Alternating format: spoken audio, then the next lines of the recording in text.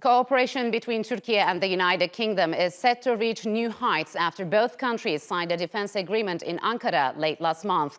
One major component of the deal will lead to joint drills in the Eastern Mediterranean, North Africa, and the Middle East, regions that have seen rising tensions and all-out wars over the past year. The announcement comes amid Ankara's push to purchase Eurofighter Typhoon Jets, as a previous plan to buy F-16 fighters from the US lags in Congress. But Germany announced this week that it will block the sale of the jets to Turkiye. The Eurofighters are produced by a consortium that includes the UK, Spain, Italy, and Germany. Turkiye's Defense Minister Yasar Guler said that London and Madrid were committed to persuading Berlin to back the deal. But does the UK still hold influence when it comes to security matters with its NATO allies in Europe? And how will Ankara's overall defense relationship evolve with London amid growing security concerns both in Europe and the Middle East? And to further discuss defense ties between Turkey and the United Kingdom, joining me now from London is Manas Çavla. He is the CEO at London Politica. And from Ankara, Bilgehan Öztürk. He is a researcher at SETA. Gentlemen, welcome to Straight Talk. It's good to have you on the program. So, Manas, let me begin with you. The UK and Turkey have recently signed a statement of intent to work closely to improve their bilateral defense partnership and enhancing regional and international security. What does that mean? How important is this? Well, this is certainly a very important first step in strengthening the defense cooperation between the United Kingdom and Turkey. However, it really is only an initial theoretical blueprint. It makes no binding promises, and actual military deals will require sort of key participation from the private sector and will materialize in the months and the years to come. But I think most important is the timing of this accord. The Turkish defense minister recently said that despite Germany's opposition, Turkey wants to buy 40 Eurofighter Typhoon jets, and for the purchase of any of these jets, all four parties in the consortium, the UK, Germany, Italy, and Spain, need to agree, and the UK will be a key partner in convincing the Germans to allow the sale to Turkey. But seems not possible right now, right? Because Germany has announced that it would block any future sale of Eurofighter Typhoon jets to Turkey. So, Bilgehan, would you agree with Manas? Is this latest agreement somehow connected to Turkey's push to acquire Eurofighter Typhoon jets? I agree to some extent, but at the same time, I see it as a culmination of a years-long developing relation between Turkey and the United Kingdom, especially after the Brexit. The post-2016 coup attempt era is very critical for Turkey in its relations with its Western allies, NATO allies. And in terms of trust, United Kingdom has been the most trusted, let's say, NATO major ally for Turkey for a number of reasons. And for those reasons, Turkey has been in a phase of developing very cordial relations with the United Kingdom, ranging from trade to defense relations. For example, Turkey's fifth-generation fighter jets program, now it's called Kaan. It is developed between Turkish aerospace industries and United Kingdom BAE Systems. So these two countries are already in a very strong, let's say, partnership when it comes to defense relations. But at the same time, in the post-Brexit era, there is a very good level of understanding between the two parties. And this latest understanding is the latest, let's say, chain of a years of long relation between the two countries, especially after Brexit. So, Manas, for the Typhoon jets, Ankara was hoping to help build some support among European countries to get this deal pushed through. So, how do you see it? I mean, where does it stand? And can the United Kingdom help out Turkey in this matter, or it's too late since the Germans rejected it? Well, it's never too late, especially with these sort of things. Often they come about at the last minute. The UK and Germany obviously have very strong defense cooperation, and there's a lot of leverage there to use. But I think it's worth reminding ourselves that these Eurofighter Typhoon jets aren't a permanent solution. They're sort of merely a stopgap because Turkey is at the same time developing its sort of own domestic aerial capabilities, but Yes. is also actively vying for American F-16s. And the calculus on any three of those sort of defense purchases could change, leading to a change in the sale of Eurofighter jets.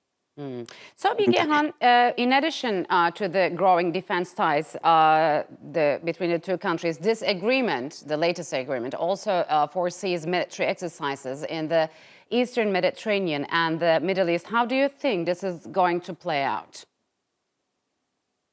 Well, for the set periods, there have been again on a very similar page. The years following the Brexit and the coup attempt in Türkiye in 2016, Türkiye had to escalate with its NATO partners in Eastern Mediterranean to safeguard its own national interests. And we saw a certain camp within the Western alliance aligning against Turkey.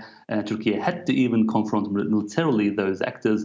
But at the same time, we saw United Kingdom leaning towards Turkey's position in the same period with a nuanced, let's say, approach, diverging from the US and also other major European countries. And this has been the window of the convergence between Turkey and the United Kingdom. And the United Kingdom is aware that in this said area, Middle East and North Africa, Turkey is a very capable military actor with a footprint in North Africa and also the core Middle East. And at the same time, these areas are at the same time of significant interest for the United Kingdom, ranging from the Gulf, Levant, and the North Africa. So there is that kind of convergence of a very indispensable area of interest. Manas, you seem to agree with Bilgehan, but talk to us about the shared interests of Turkey and the United Kingdom when it comes to the Middle East, especially the Eastern Mediterranean.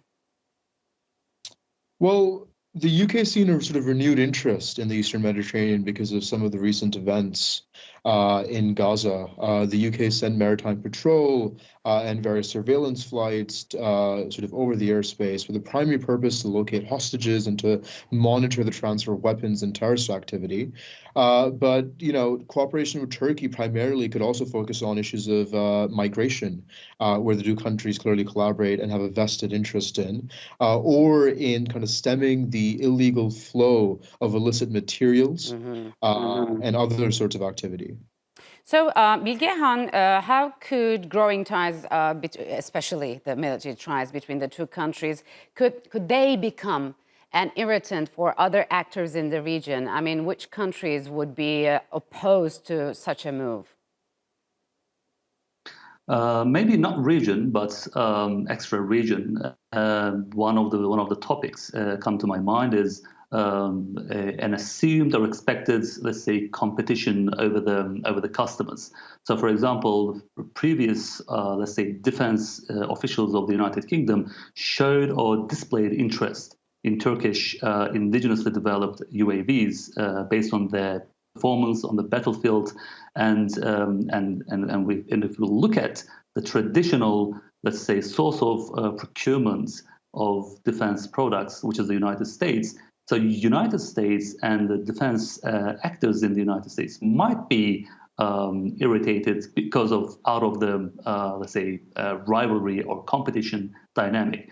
Other than that, in the region, one of the actors would be France and also Greece, because for the past 5 or 6 years, although Turkey and Greece now in a period of rapprochement, but the preceding 5 or 6 years, Turkey and Greece confronted each other in the Eastern Mediterranean and also on Cyprus, and France was the main backer and the main anti-Turkey force in the Eastern Mediterranean. So based on this kind of an axis, I think those would be the ones who would be likely, let's say, irritated by this kind of emerging axis. So, Manas, give us an insight on how do both countries manage their relationships when it comes to issues like Turkey's cross-border operations into northern Iraq and Syria, as well as its deep-seated relations and cooperation with Russia? Well, some of these issues have been an issue of concern for not only the United Kingdom, but also various other NATO allies. Turkey's ramped up its attacks on various Kurdish positions in northern Iraq and Syria in kind of recent weeks. But beyond that, there's a sort of historical pattern of closeness to the Russians being a point of contention. For instance, when Turkey bought Russian S-400 missile defense systems.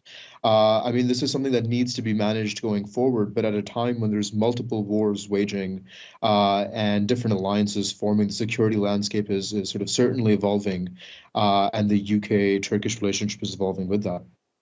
So, Bilgehan is strengthening and updating the existing UK-Turkey free trade agreement.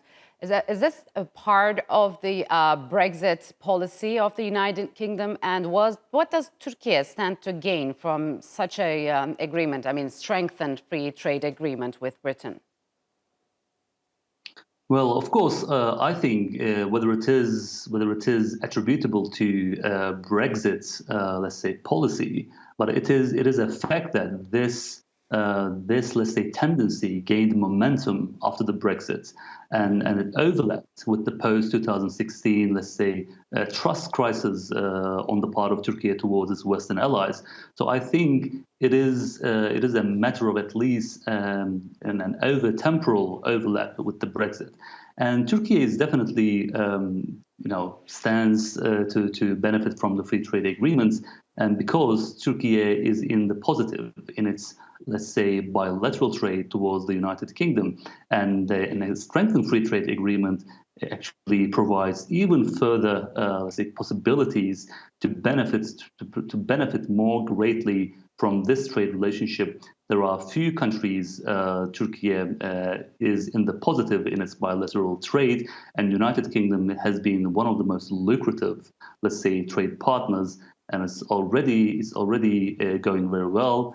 And the strengthened free trade agreement will be even for the benefit of both countries. But I think from a trade point of view, Turkey standing to benefit more than United Kingdom. All right, gentlemen, unfortunately, we'll have to leave it here. Thank you very much for joining me on Straight Talk.